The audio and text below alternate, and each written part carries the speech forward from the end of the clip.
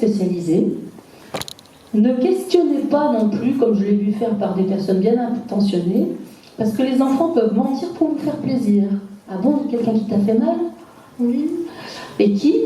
Alors ça, il sait pas. Mais enfin, il faut vraiment faire attention, quoi. Les enfants ont envie de faire plaisir aux adultes. C'est à nous de leur apprendre, justement, à être eux-mêmes. On retient juste le numéro 119, je pense que c'est important, s'il y a un truc à retenir, c'est le numéro 119, c'est le numéro à appeler en cas de suspicion d'enfance en danger. Donc si vous ne pouvez pas faire plus, en fait, envoyer effectivement un signalement, pourquoi pas, quand vous êtes vraiment, vraiment inquiet, à la cellule de recueil des informations préoccupantes. En tout cas, il y a ce numéro-là, qui est le numéro qu'il faut avoir quand on est très inquiet.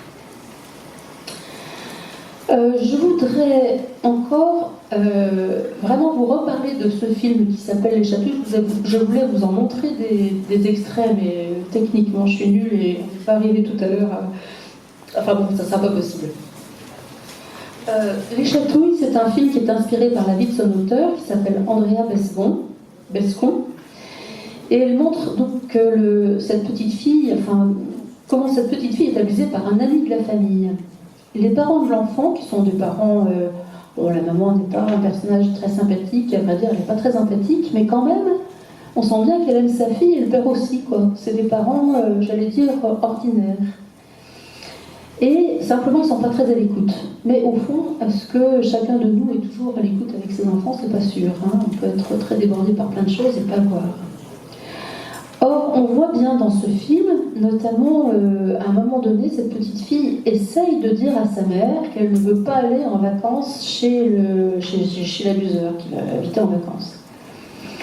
Et bien, elle le dit, et sa maman voit ça comme un caprice.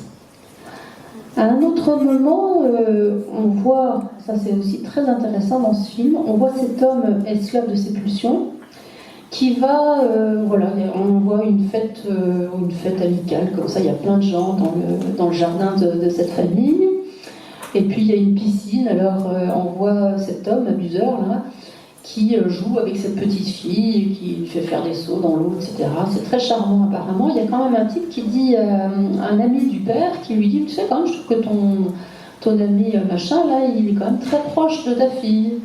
Alors, le père, il n'aime pas tellement qu'on lui dise ça, parce que, il n'y a rien à voir, quoi. Bon.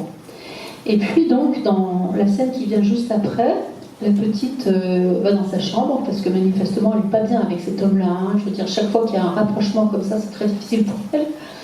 Et donc, on la voit aller dans sa chambre, et cet homme qui arrive, qui ferme la porte derrière lui, et la petite arrive à lui dire non.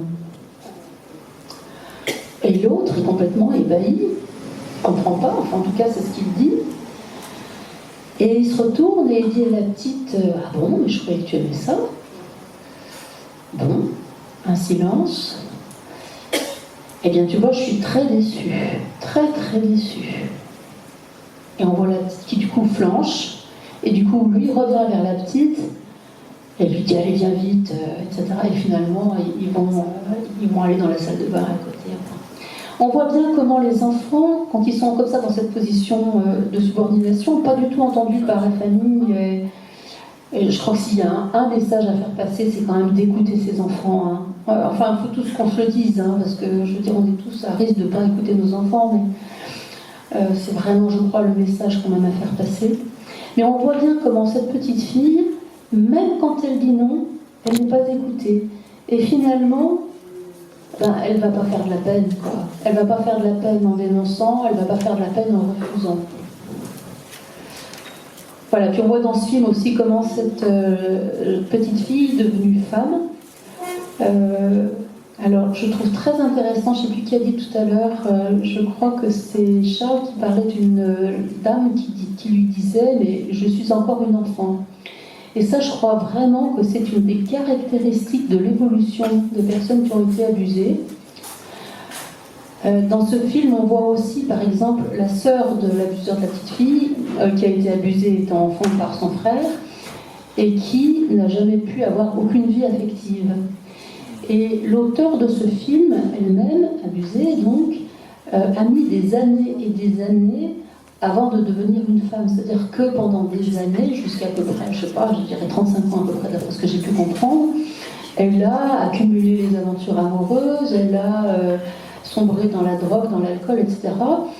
Et c'est vraiment en allant faire un travail, finalement, en prenant conscience à un moment donné que peut-être elle pouvait avoir besoin d'aide d'une part, et que peut-être on pouvait lui apporter de l'aide, qu'à ce moment-là, elle a pu s'en sortir. Mais ça a pris des années, quoi.